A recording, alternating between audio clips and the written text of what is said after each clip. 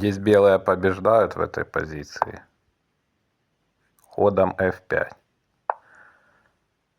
Если пешка пойдет, побежит вперед, то пешка e проходит шахом на e8.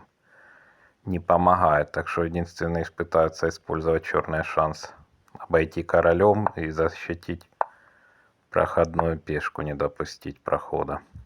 Так что король e6 и пошла пешка черных.